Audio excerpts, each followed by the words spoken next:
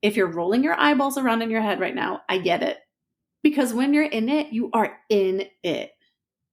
And it is really hard to see otherwise. But we can train our brain, and we can start small and really simply and do really tiny little things here and there to start to show our brains that we are safe.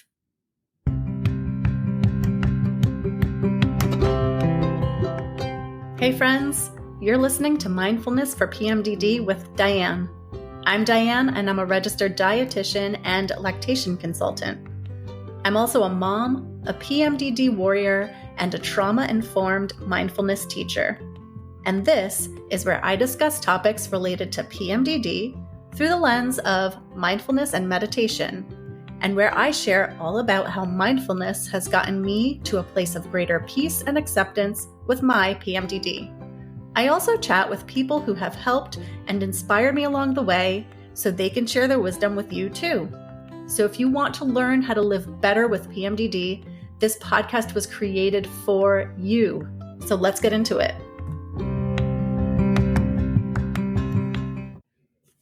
This podcast is not a substitute for psychological therapy or medical advice. Please take care when listening to this podcast, as some may find certain words or subjects triggering or difficult to hear. Take only what serves you and leave the rest behind.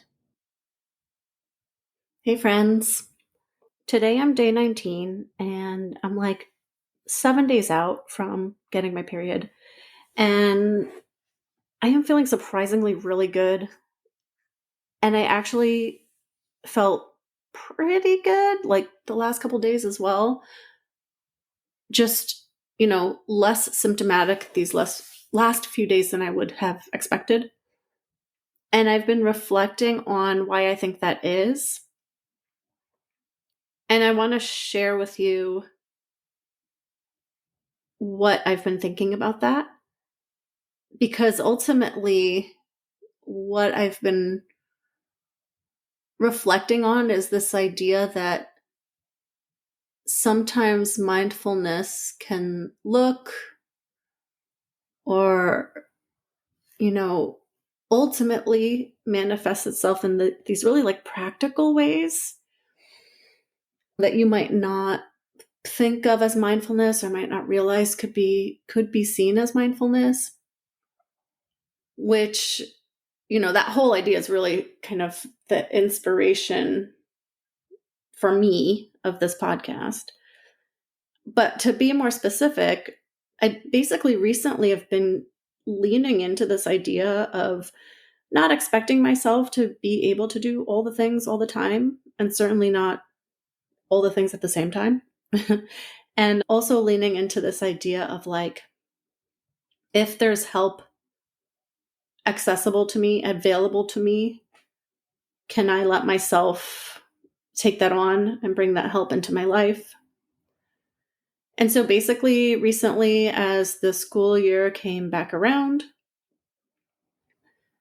I made some changes to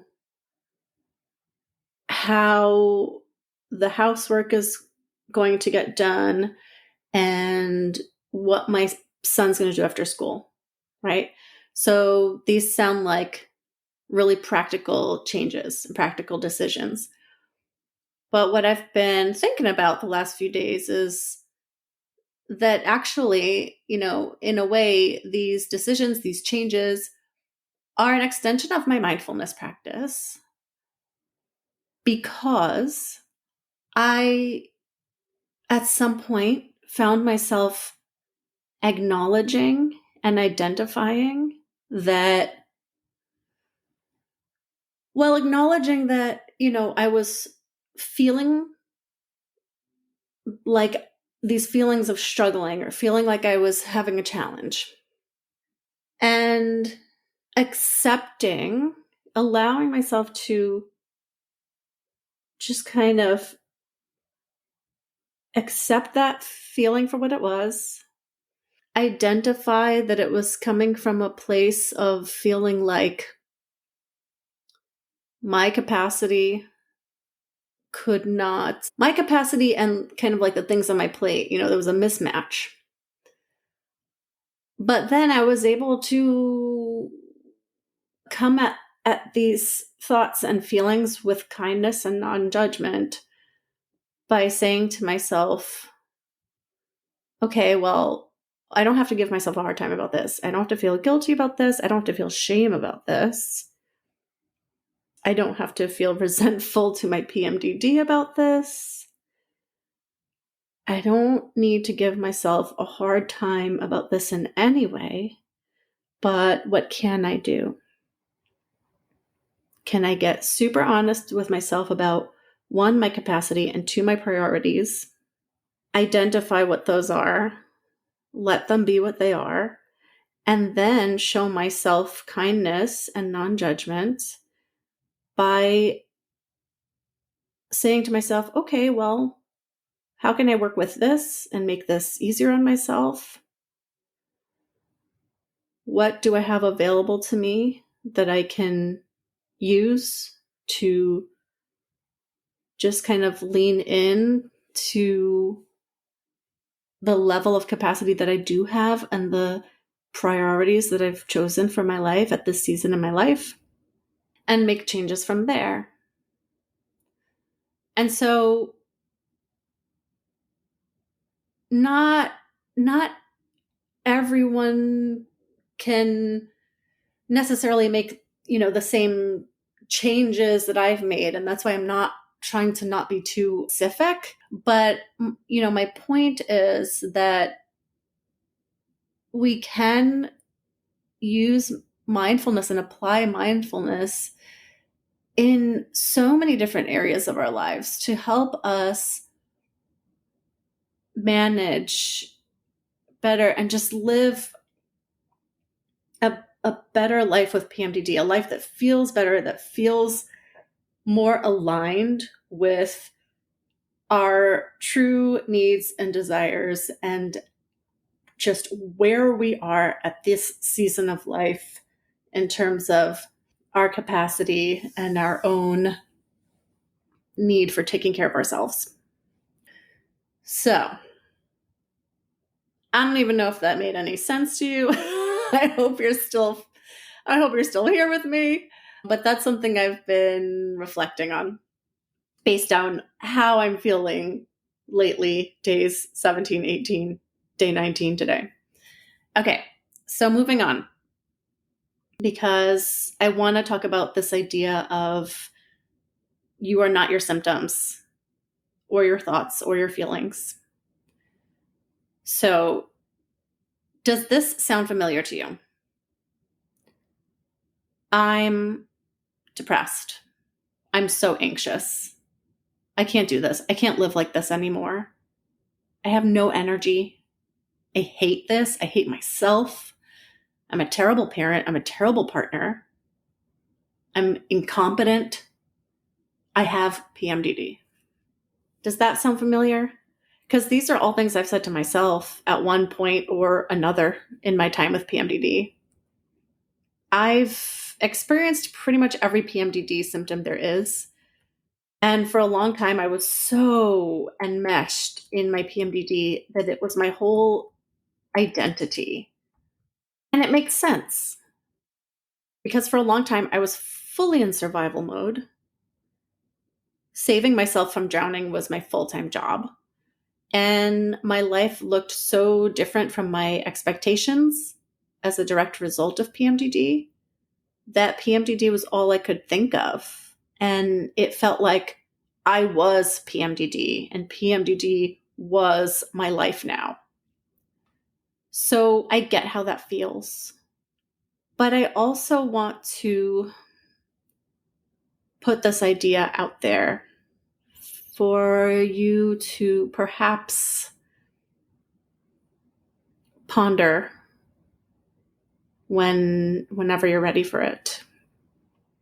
And that is that when we begin to identify with our illness and our symptoms, we can limit ourselves.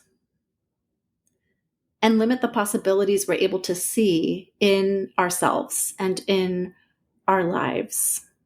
We can also limit our ability to see the positive. So to see when we're feeling well, to see when our illness is not getting in the way of our functioning, to see all that we are capable of.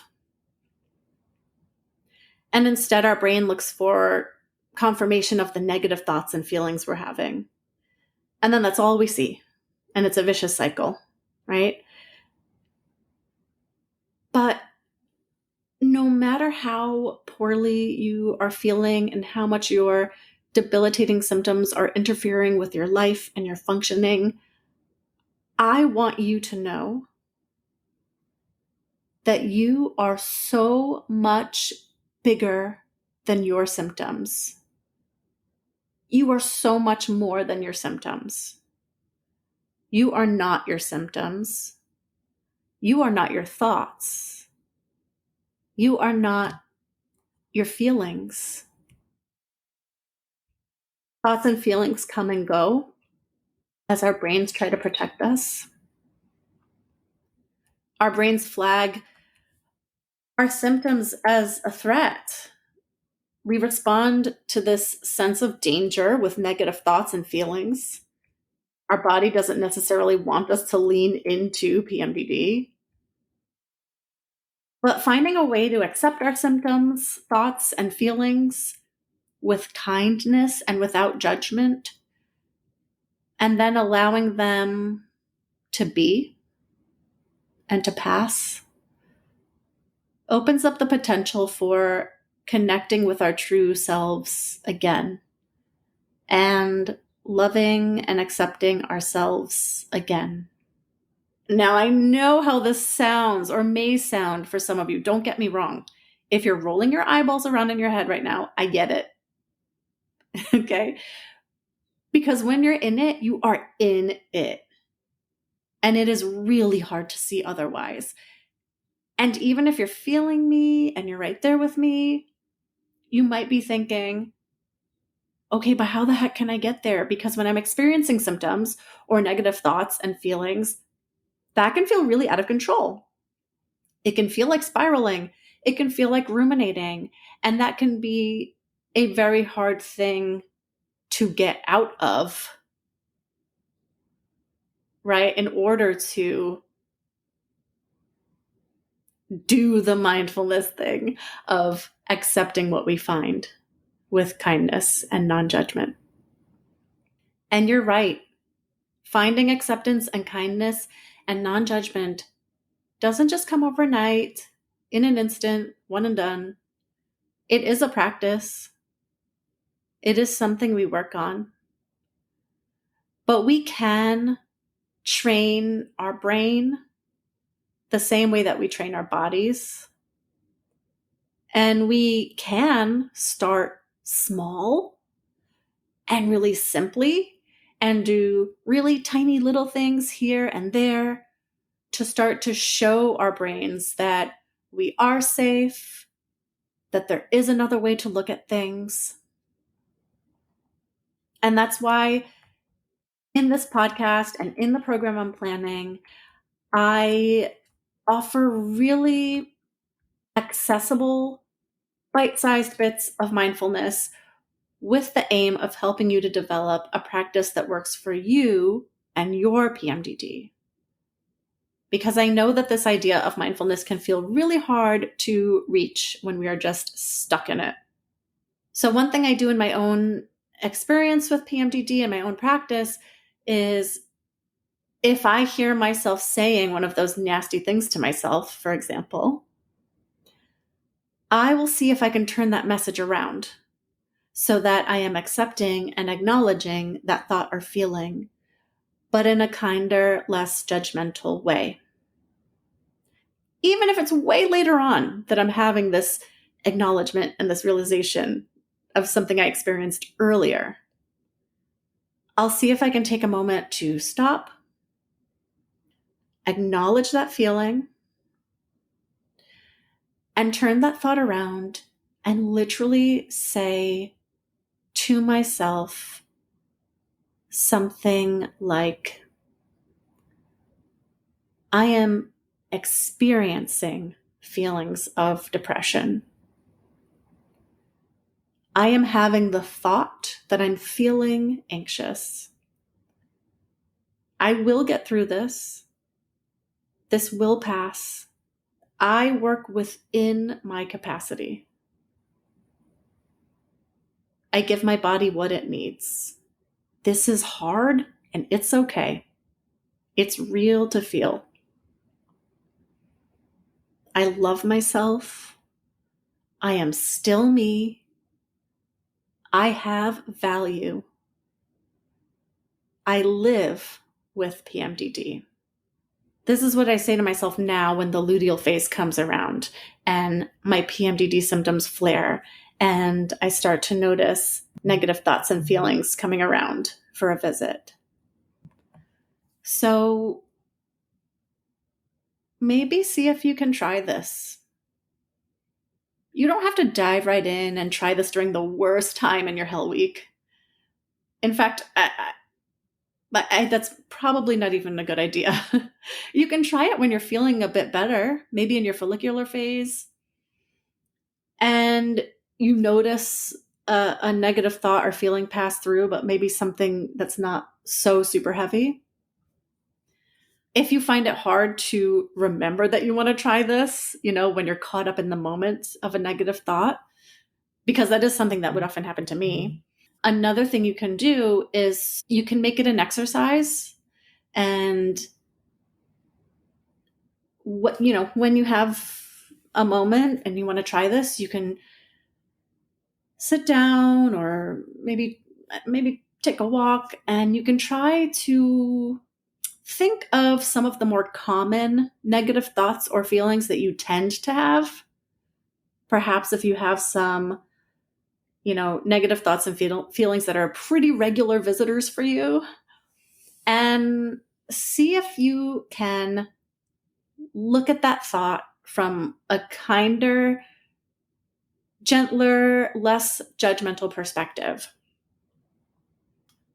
Or if you keep a journal, or if you just like to, write through your feelings, or if you just feel kind of like you're more of like you're better in writing, you're more of a print person, you can do it as almost like a journaling exercise. And you can try to look back at some negative thought or feeling you've had in the past, and maybe challenge yourself to see if you can bring some kindness and gentleness to that thought. And you might even like to write the new, kinder version of that thought down somewhere. I try to do this from time to time because I feel like when I write something down, it's almost like it locks it into my brain a bit better. So that's it for today. And for anyone who needs to hear this today, PMDD or not, you are so much more than your symptoms.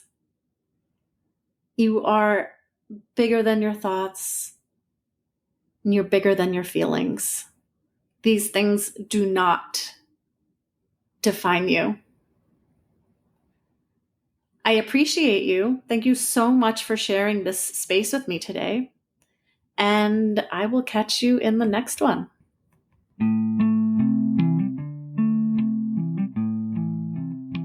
Thank you so much for listening. If you liked the show, please subscribe wherever you get your podcasts. For links to everything mentioned in this episode, you can check out the show notes. And you can find me, Diane de Jesus, on Instagram at Mindfulness for PMDD. Now, I invite you to pause, take a breath, and look around.